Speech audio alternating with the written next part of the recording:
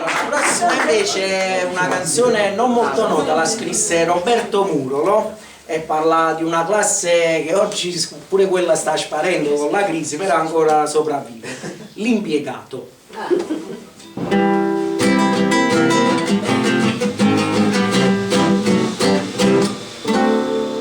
Sono un uomo veramente fortunato, sono nato impiegato con soltanto 30.000 lire al mese. Dite un po' come già fa, quando piglio lo stipendio vi assicuro che assicuro il mio destino.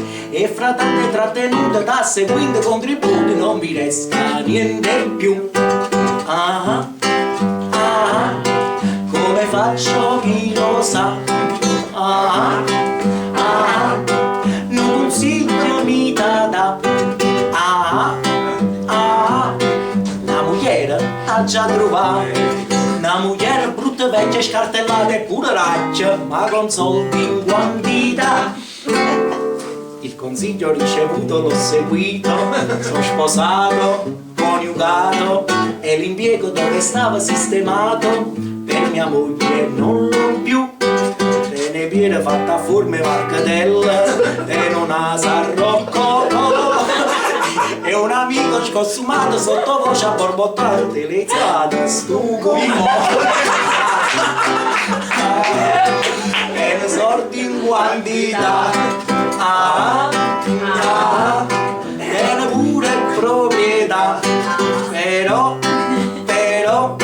niente ho visto fino a mo'. E perciò ve lo confesso, si sta vecchia e mi fa fissa la so primo.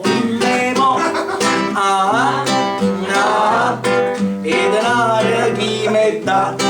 Ah, ah, e addostanne proprietà. Ah, ah, e c'è un'altra novità. C'hai ipoteche sul catasto, te ne debiti e protesta. E tutti la